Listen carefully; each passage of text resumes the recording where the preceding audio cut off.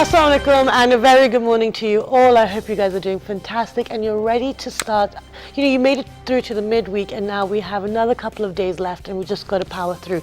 But today we have a very interesting show for you. I say that every time because they are always pretty interesting. Today we're actually going to be discussing the role of the media and how it can be more inclusive for people living with disabilities. We live in a community, in a society where everything is accessible for everyone. And we're going to look at what are the difficulties for people who have physical impairments, who maybe have visual impairments. What is life like for them, and how can the society become more inclusive of their needs, of what they need to have an easier life within Pakistan, and to actually have access to all the information that everyone else has access to. So for that, we have some wonderful guests in the studio. I'm delighted to say that I have Ms. Vibeke Jensen in the studio. She is the director of UNESCO in Islamabad. Assalamu alaikum. Good morning. Thank you for joining us. Thank you. Besides Ms. Vibeke, we have Mohammed Atif Sheikh. He is the executive director of STEP, which is Special Talent Exchange Program. Assalamu alaikum. Welcome back. Thank you for joining us. Besides Mohammed Sheikh, we have Amir Jahangir. He is the CEO of Mishal Organization. Thank you so much for joining us. Besides Amir, we have Ali Shabar. He is an accessibility expert for persons with visual impairment. Good morning. Thank you for being here. Thank you. Okay, so this is a very important conversation that we're having here, and it's one that you wouldn't think you would need to have in the 21st century. But Ms. Vibeke, let me start with you. What is the situation? What are we seeing right now with people living with disabilities and their access to the information that everyone else has? Thank you very much, and good morning, everyone, and thank you so much for inviting me to this program, which is really a very important topic. And I hope it's just one conversation we are having today, which will be followed by many more conversations on radio and television and in other public fora. In Pakistan, we're even still debating how many people we have who have some kind of disability. We have official figures going back to the census in '98 talking about a little bit short of 3%. We have WHO and UN figures talking between 10 and 15%. And we have some NGOs saying it's even much more. So I think one important topic that we need to work on is really finding out how many people this impact. Now, if we take a conservative estimate and say it's about 10% of the population, well, we are waiting for the census plan for next year to know exactly how many people we are in Pakistan.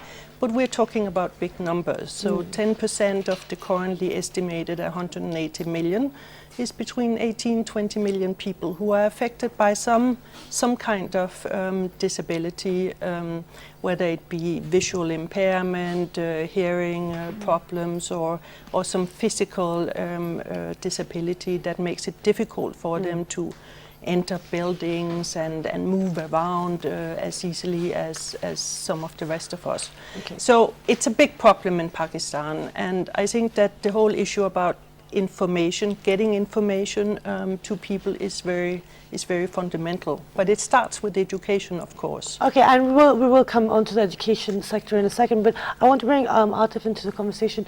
What exactly is being done in order to get the information out there and get the information to the people that need it?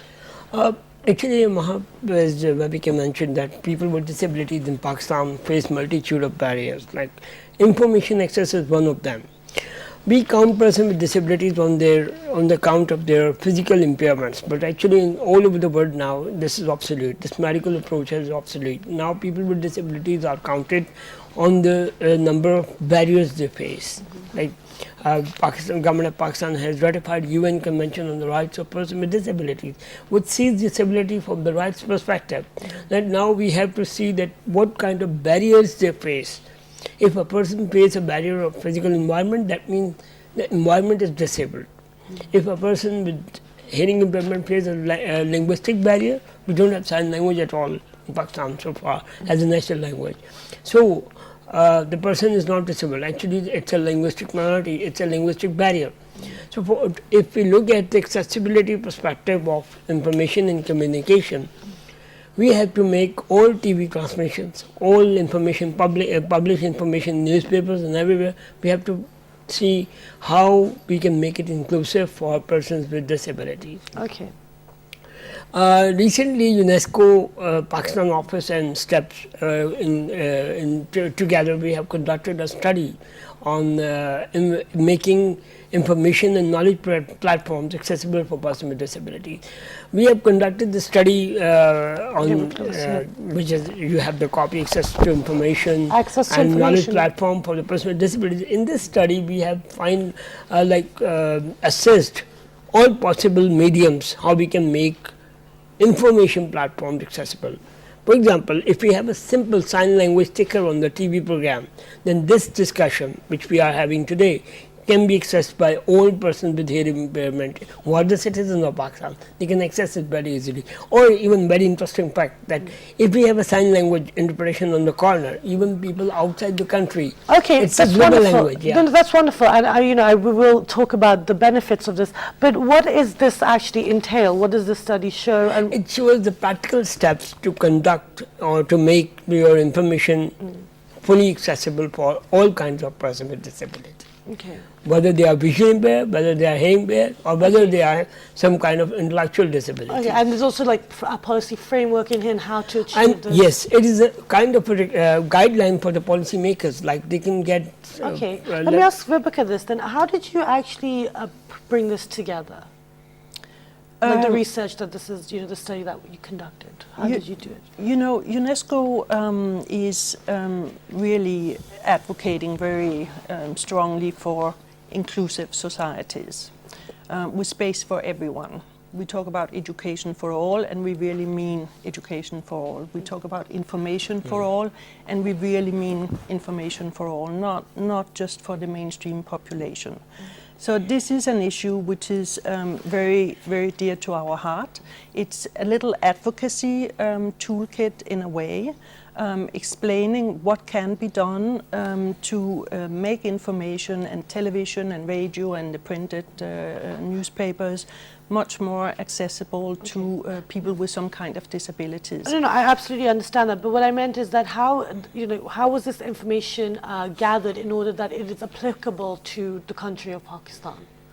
It's collected here in Pakistan, and we worked very closely with STEP, who actually implemented the study for us. And so it's really entirely built on assessing what is available in Pakistan today, what is missing, and then trying to come up with some very concrete pieces of advice on how can we fill those gaps. Okay, wonderful. So Amir, let's bring you guys into the conversation. What we've been discussing about the situation in Pakistan, and you work closely with the media. So what are you seeing? Where are we in our evolution within the media to make it all inclusive? Well, PTV has been a pioneer in this actually. And great, yes. Unfortunately, it's the only channel which has adopted this. In the past, I think there's a very important role of the regulator here. So Pakistan Electronic Media Regulatory Authority, PEMRA, needs to incorporate these recommendations into the code of conduct as well. And that is because most of the channels that we have spoken to, they want to do these things, but they really don't know how to do it.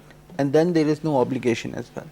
So I think the regulatory body has to work with the industry and come up with these guidelines to be incorporated in the code of conduct as well. Okay, well, because you're talking about the regulatory bodies and these channels, you said that they don't know how to do it, but there are people out there working. Is it that they don't know how to do it, or are they don't want to do it? I think what we have seen is that they're confused. They don't know how to implement this. So I think there is a great role of collaborating between UNESCO, STEP, PEMRA, and the industry in general as well. Okay, wonderful. Great. Okay, so Ali, you've been working very closely with the accessibility for people who are visually impaired. Yeah. So what do you think about this that's going on? What do you see the situation as right now? As Pakistan has ratified UNCRPD, which is the basic flagship document of the rights of persons with disability in Pakistan. So now the government of Pakistan is going towards the legislation, which is the biggest barrier till now, because we don't have any legislation which protects the rights of all persons with disabilities. So there is one good news that government is very much concerned on that act, that there should be an law and act which protect the rights of persons with disability, and under that act there is 2 or 3 clauses which always protect the accessibility of persons with visual impairment, which means that all information should be in Braille or in those formats which is accessible for persons with visual impairment, because Braille is now absolute thing.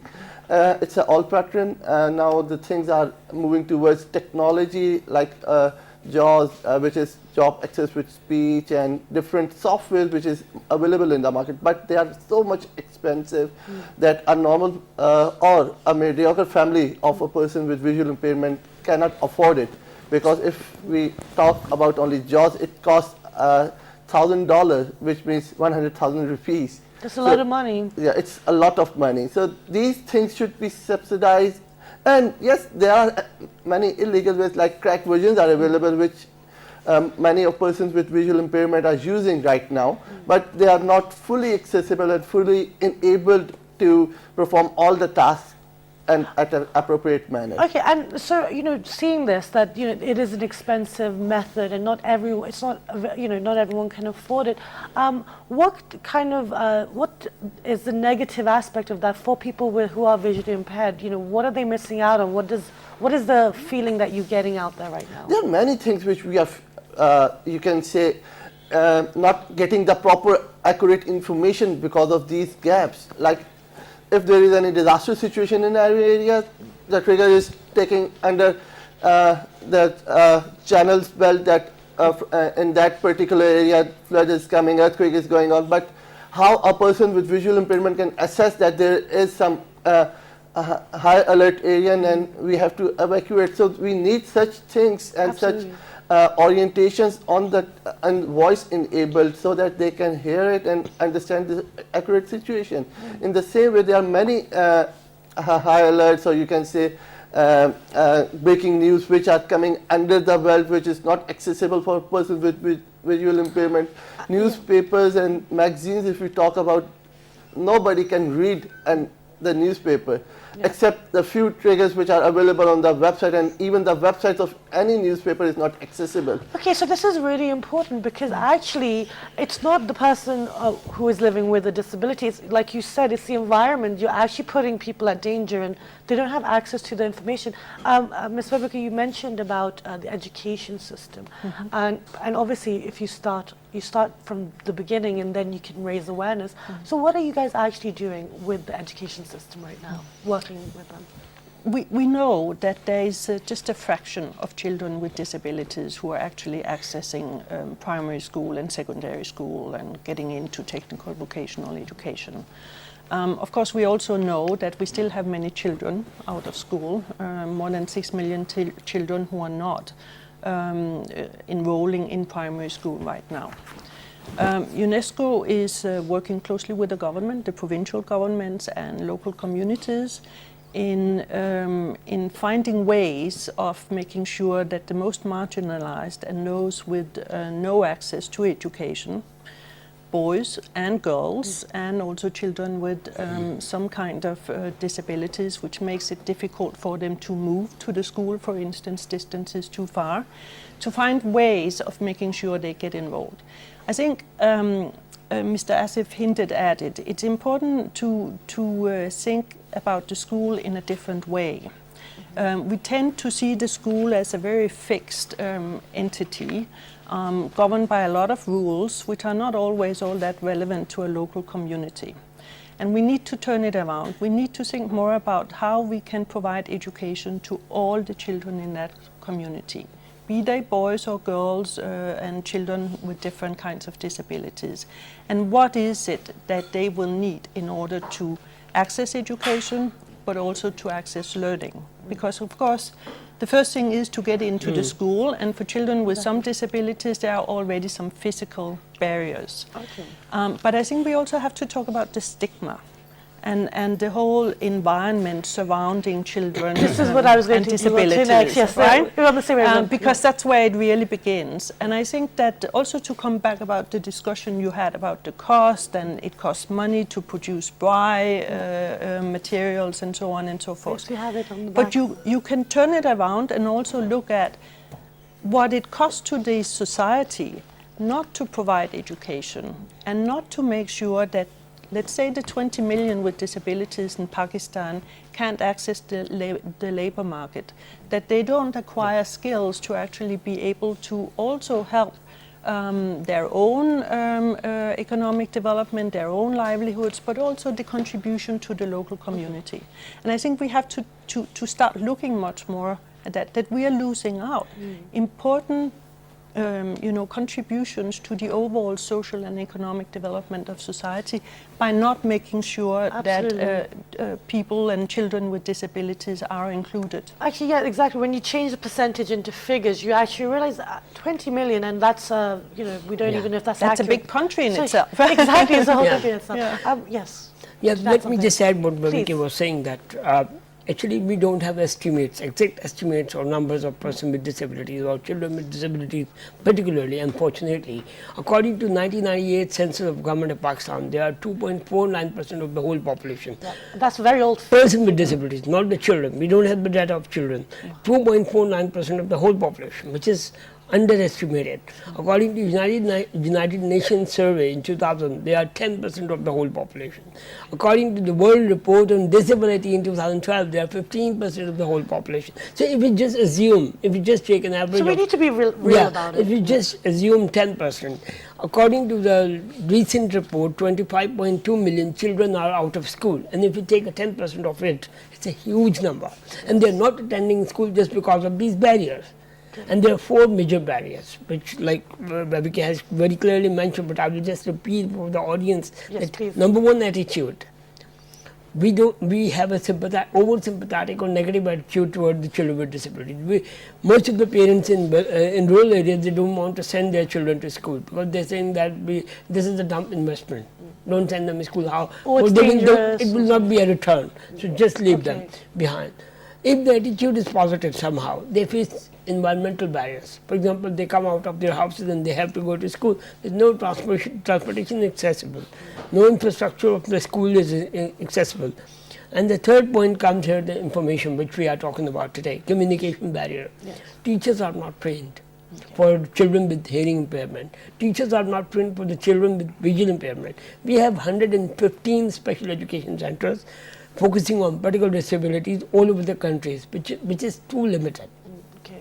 We need to have all of the schools inclusive so that children with disabilities and without disabilities can attend the same classroom. And let me tell you, if we start the career building of children with disabilities as in an inclusive environment, then we can achieve an inclusive society. If they will start their life as a special children in a segregated school, in a different school, then they will remain excluded all of their life. Absolutely. So we have to start the inclusive education, the base of inclusive society. Okay, and talking about this inclusive education for an inclusive society, that can only come if people's minds are a bit more open and they have information available to them. So you said that, the channels and the regulatory bodies, they're a bit confused as to how to do it. But from what Ms. Vibeke and what Atif is saying is that actually it's more expensive and it's more detrimental, financially, socially, if we don't adopt these policies. So what do you suggest that one does to try and overcome these hurdles, especially with information? This guideline has done a wonderful thing actually. It gives a roadmap for all the regulatory bodies and all the stakeholders actually in the industry. So channels having their websites can enable that voice enabled services on that. They can also have their channels can have a simple thing of subtitling some of the programs, so people can read that as well. Then there is simple thing, there is not a single newspaper for blind people. So a braille newspaper can be a very interesting thing. So that's, I mean, until you really discuss it, you don't realize actually that's, I mean, that's ridiculous that we don't have that. So, sorry, go on. I'm just shocked. So I think this is there is a lot of potential there, but again, this is the first step, I think, towards achieving that goal. Okay. This roadmap has been defined very professionally and very. I think they have. But that's the thing. I mean, we have it. Like you said, it's a very, it's open, it's inclusive, it takes into account the country, the culture, etc. But as Ms. Vibeke and Atif said, it's the mental attitude, it's the attitude towards it. So, are people going to be reluctant? Do you think you're going to have a lot of problems implementing these things? Initially, yes, but I think there needs to be, we need to address this through multiple ways to that. One is working with the industry, the other is with the academia as well. So journalism schools can also incorporate these guidelines into their curriculum as well. So when new resource comes into the industry, they are already aware of these things, so they can incorporate these things into the in the future. Okay, wonderful. I can see Ali nodding his head in agreement. How are you feeling about all of the attitude? How do you feel we can change this? Before talking about attitude, I want to talk on the cost-benefit analysis that Atif and Amir Sahib was talking about. That the industry always talk about that how many viewership will be increased, and if we are investing a lot of money, how many people will view or come to our channels to see these things. I was in America last month and talking to the mayor of Eugene, and over there it's everything accessible. Newspapers are in the braille, channels are very much oriented and providing all sorts of accessibility. And I asked from the mayor that how many persons with disabilities living in Eugene, and he said, I don't know. And I then immediately replied that why it's so much accessible for everybody. He said, if we have one person, we should provide all sort of accessibility because it's their right and our act is responding to it. Otherwise, we will be plantinized. So that one thing in Pakistan, we always doing the cost-benefit analysis that if I'm investing that much amount, that it is benefit or not. But it does benefit, because if you are investing something, so you will increasing around 20 million of viewership, and it's a huge number. We always count persons with disability as a potential clients or customers, which they can increase everything. We always ignore them by ignoring that, oh, it's always a barrier, or it's you can say it's it's just investment, not giving any sort of benefit returning back to us. So it's one thing. So that is an bigger attitudinal barrier towards the accessibility and persons with disability to mainstream them in the society. Wonderful. And with that note, we're going to share a trailer with you, and it's called Universal Signs. And actually, there's no dialogue in this film. It's actually all performed by people with disabilities, they're either visually or hearing impaired. So let's go take a look, and when you come back, we're going to continue our conversation. Stay tuned.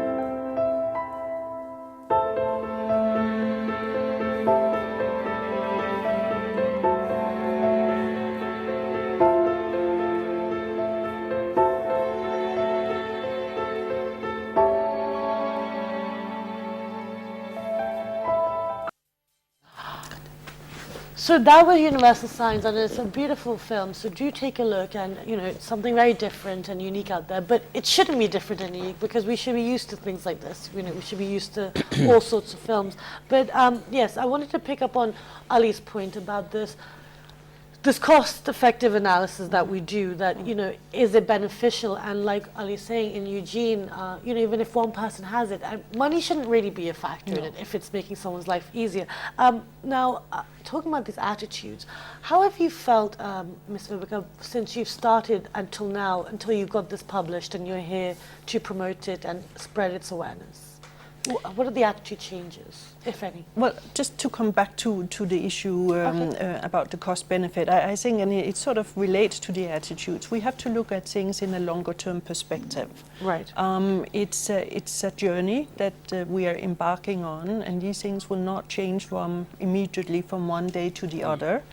But with consistent and coherent advocacy and programs like yours,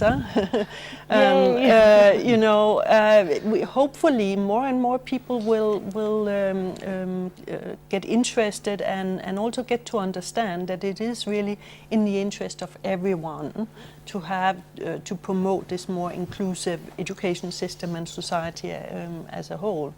So attitudes are not easy to change just from one day to the other. But I think that we have to continue. We have to work with communities. UNESCO is very much involved also in promoting girls' education, for instance. And if you look at a time span of 15, 20 years, you will see how much has changed in Pakistan. Consistent advocacy from our side, from many Pakistani organizations' side, from many UN organizations' side, it will bear fruit. But sometimes we have to be a little bit patient and just keep going. Absolutely. And I think it's wonderful to be here with representatives from some of these organizations who really do keep going and do keep raising the issue again and again, because that's what is needed. Absolutely. So let me ask you, Atif, I'm sorry to focus on the attitudes because, as well as getting the information out there, if people aren't willing to receive the information, then you're kind of hitting your head against a brick wall. But with the attitudes, because you've been advocate for this, and you've been really trying to make it all inclusive and showing people that it's normal and it's normal anyway. What is normal? But how have you felt? Has there been changes? Have you seen, like in the last few years, there's been, do you still feel hopeful that we're going in the right direction? Yes. Starting with an interesting point, there is no definition of normal. Exactly. Okay. So we can't define disability until we have a definition of normality. So coming to that point, what we have done so far, actually just 2 decades ago, disability was discussed only by doctors and special education experts. But now we have seen a big change that it's being discussed among the experts of other departments, other sectors, media. UNESCO is talking about it. PTV is giving a lot of time to this issue. So that's a big change. That's a visible evidence of change. Let me give you one more example. Like we have seen a transportation system in Islamabad recently established, the metro bus system, which is fully accessible. A few years ago, we were giving the example of this transportation system from the Europe or the Americas or Japan, that they have accessible transportation system. But luckily, we have it now. We don't have to find out these examples outside. This metro system is fully accessible for the wheelchair users. When you enter in the bus, they speak all like station's name so that visually impaired person can hear. They have written captions on the TV screen so the deaf people can read the caption and which stop is next. So we have an example, full living example of accessible transportation system. Recently, last few months back, Election Commission of Pakistan invited us to talk about how to include persons with disabilities in the election process. That means it's a big change. The discussions have been started on inclusion of disabled persons in different spheres of life. So it's a big change. But these are just discussions now. It will take some more time. We have studied the American Disability Act history. We have studied the British anti-discrimination law history. We have studied other legislation in Japan and India and other few other countries. It took 30 years at least. It took 30 years to implement those laws actually on the ground and enact those laws and implement. So, in Pakistan the disability rights movement is just maximum 2 decades old, but a big change we have seen, and we are going hand in hand to the developed countries now to introduce disability as a rights base. And luckily, as I mentioned, government of Pakistan has already have signed international treaties on the rights of disabled persons. But time has come now that government should establish a department to monitor the rights of persons with disability, which is like unluckily we don't have. We need to have a government desk or representation in the parliament who can, whatever policy is being made, the perspective of person with disabilities should be there. For example, information policies going to be made. If a visually impaired person is sitting as an expert or a representative of people in the parliament, then the policy will be inclusive. So we need to have people with disabilities have at least a seat for them on the table. Then we can have inclusive policies. So yes, we have visible changes, but we need some more time. Okay, wonderful. And on that note, on that positive note, we're going to just go for a short break, and when you come back, we will be joined by with an extra guest as well. And so, yeah, stay tuned.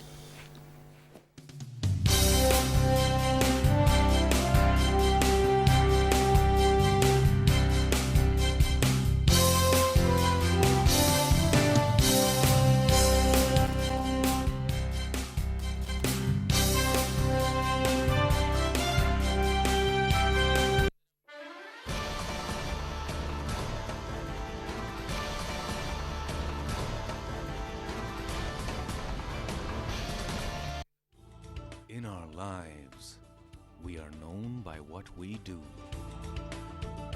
But who is to differentiate between what we do and what we're meant to do? PTV World, changing perspectives. In our world today, information is the key that unlocks the doors of perception.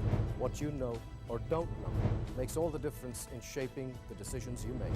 Be informed and stay ahead of the pack. Watch The World Tonight with me, your host, Vikas Majid Khan, bringing you Your World Tonight exclusively on PTV World.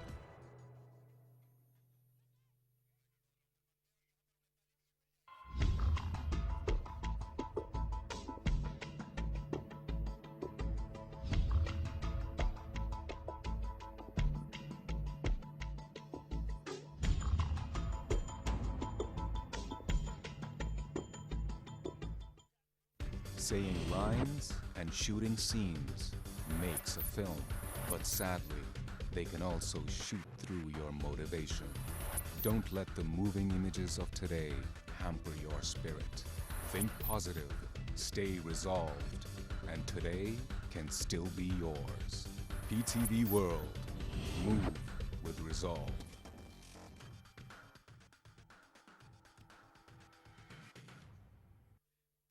They have no wings, but they fly.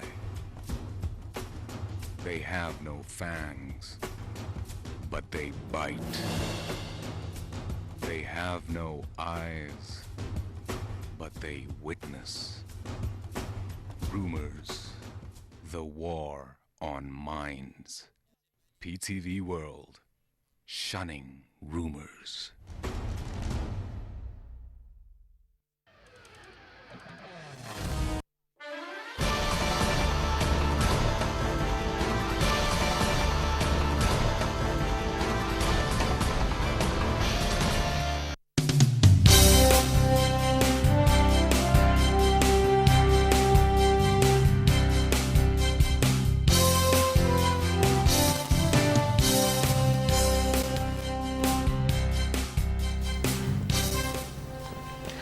Welcome back, everyone. And before the break, I told you that we're going to be joined by another guest, and he is with us today, and it is none other than Jawad Ahmed. He is a sign language expert. Assalamu alaikum, good morning. Thank you for joining us. Thank you. How important is it to have sign language on television? Okay, about sign language, In Pakistan, 7% of the disability population, 7% of the disability population is deaf and hard of hearing. So their means of communication is sign language. So we have to give importance to sign language in every means, in education, in hospital, in common institution, because deaf have right to accessible, communication accessible, information accessible. So they need sign language to communicate. Absolutely. And you also were part of the team that started the Pakistani Sign Language team. So why did you start that, and how many people were there? How many people were there when you started the Pakistani Sign Language team? How Okay. many people कितने थे? लोग कितने थे? Look, Just You can get Pakistani them. Sign Language start हुई. deaf लोग कितने थे? In Pakistan, when I started sign language interpreters, majority, you can say 70% of the deaf are not active or not participate in the event because of the not standardization of sign language. You will be surprised to know that in Pakistan, like a sign language is different in KPK, Punjab, Balochistan, totally different. So they cannot get interaction with each other to make one standard sign language. Okay, so that's a very fascinating Yeah. point. I learned so much on this show, I really do. I mean, you can do so much research, but I mean, let me ask you, Atif, the fact that every province has its own type of sign language, I mean, how are we going to make everything inclusive if we've That's got this? actually a tragedy that we don't have a national standard sign language so far. They have developed Pakistan Sign Language as some of the key organizations, but it's not been adopted by the government of Pakistan yet as a language. So far in local communities, people have their own indigenous signs. So and one more fact: the Pakistan Sign Language is a combination of British and American and indigenous sign language. Oh, wow. So let me share this very interesting thing. Like in the Europe, we ask for the water like this, a glass, but here they ask for the water like this. They drink in the villages with this. So they just develop their own sign language with a common understanding of the things. So it's a challenge to develop the sign language, then adopt this language in the schools. So like Jawad and his team are in negotiation with National University of Model Languages to introduce sign language as a language. Wonderful. And we don't have sign language interpretation as a profession in Pakistan. Like, can you imagine a woman with hearing impairment visits a doctor in the hospital, how she can explain that what kind of issue she is facing, how she can explain to the doctor. We must have a sign language interpreter even on call in the hospital, in the courts, in the police stations. We need sign language interpreter. It should be a profession. It sounds so simple, but I just don't understand why we're not doing it. And sign language is not that complicated actually. It depends on most of the time when we communicate with our body language, and we include lots of signs in our language. But when it comes to the person with hearing impairment, we don't think it's a priority. So now, language should be a language. Like if you learn a sign language from the university, you can add in your CV as another language. Okay. In most of the international organizations, they ask how many languages you know. You can add one more language as a sign Absolutely. language. So we don't think like that way. Okay, just The major problems among deaf communities is that the lack of awareness among deaf family members. okay. Even deaf families don't know sign language. So it's a biggest challenge to face for deaf community to communicate with family members. Okay, but how do you communicate with family members if they don't know sign language? For me, sign language is our mother language. It's very easy for us to communicate with family members. Okay. Okay, great. Ms. Vivek, I want to ask you this. The situation that they've described for us here, the fact that each region has its own, and it's a mixture of American and British and indigenous. For an average Joe like me, you're a layman, that sounds like a huge task. And how can one even approach this situation? I mean, obviously you've done this research, but these are issues. There are definitely issues, and some of these issues are more complex than others, and require a lot more research and a lot more capacity also at various levels, university levels, and so on. Investments. to make sure, for instance, that we get a universal Pakistani sign language, which will facilitate communication across the country and real inclusion. But you know, I think that we have to again say and repeat again and again that it's an investment that we have to make. Just like education for any children or any adults is an investment in the future. And we cannot really afford not to make that investment, in my view, because it has consequences and impact in the medium and longer term that we leave a big portion of the populations without access to education and information. Absolutely. So we will have to continue the advocacy, and as you are saying, I think that you know, many people still have to continue to be exposed and realize what it means if you cannot hear, if you cannot see, how disabled you are in the daily life, and how many little things need to be changed for you to fully function. Absolutely. But I went the other day to a new ATM machine here in Islamabad, one I usually don't go to. And I put my card in, and I got so scared because all of a sudden the machine talked back to me. Wonderful. And it was saying, hello, could you please enter your PIN code? And I put my PIN code, and it said, how much money would you like to have? And I thought, wow, this is wonderful. You know, it's a tiny little thing, but it helps people who can't see so much in just executing that very simple thing it is to go and get some money from your bank account. And actually, just when Javad walked in, you know, you don't realize, you're like, actually, hold on a minute, you know, people do have these problems and we need to cater to them. It's only fair, right? Atif, I want to ask you, before I go, I want to share another trailer because we like to share film trailers with our audience so they can kind of, you know, see what we're talking about. But this whole situation, I mean, there's some negative, you know, it seems a bit bleak, but then you guys are sitting here and it fills me with a lot of hope. So going forward, what would you like to see happening? Because, you know, the Pakistani Sign Language has been started by these great, you know, youngsters. And so how do you think we can take it forward and get their voices heard? Actually, it's a systematic, we need a systematic change. There are two tracks of bringing inclusivity into the practical, like society, practically in the society. First of all, we have to work with person with disability.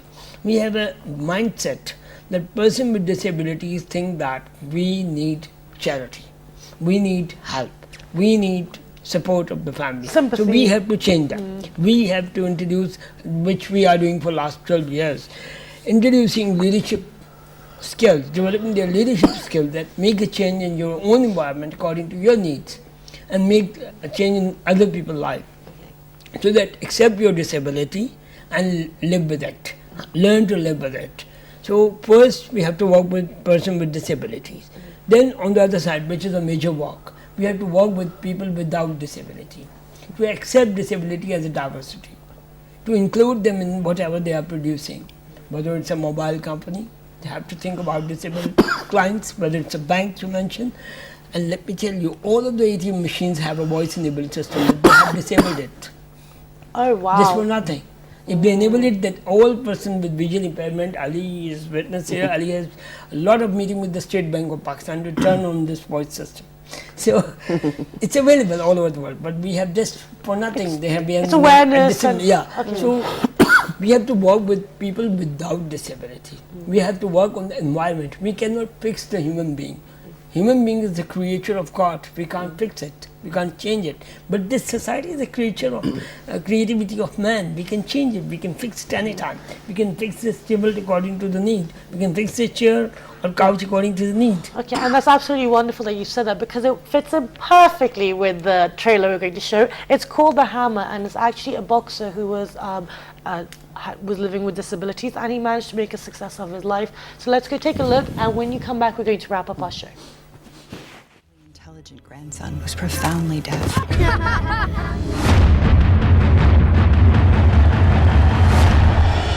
Do you even realize how good of a wrestler your son is? He could be a national champion. Wrestle! Pin! Looks like we got ourselves some wrestling, coach.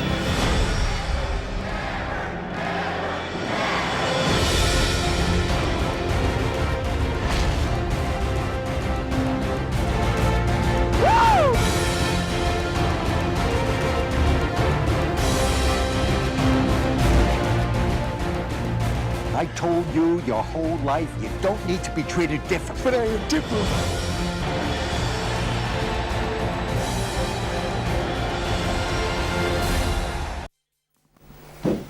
And that was the hammer, and it's about wrestling. Sorry, I said boxing before, but it's fighting, so it's kind of the same. Kidding.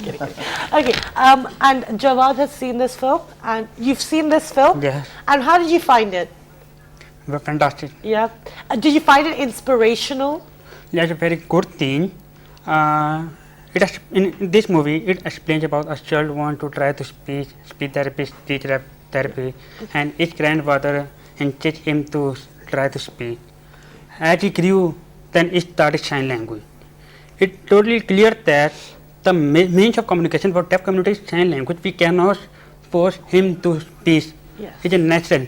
Okay, wonderful. And on that note, I'd just like to we thank... cannot hammer them to speak. No, absolutely. But thank you so much, Ms. Abika. Thank you, Atif. Thank you, Amir. Thank you, Ali. And thank you, Jawad, for joining us today. Best of luck with everything. And I hope to see you guys in the future to discuss what progress we've made with access to information. So thank you so much. Okay, everyone, that is all we've got time for today, and I hope you guys enjoyed the show. I found it very informative. It's the situation of what's happening out there, access for information for people living with disabilities, visually impaired, hearing impaired people. So, do look out for it. Do stand up for people's rights, and everyone has a right to access to information and to a healthy and equal life. So, with that, have a wonderful day, and I will see you bright and early tomorrow morning. But do log on to our Facebook fan page, which is with the name of World This Morning, our Twitter page, World This Morning without the G, our Daily Motion page, World This Morning, and the repeat is at 12:05 a.m. See you bright and early. Goodbye.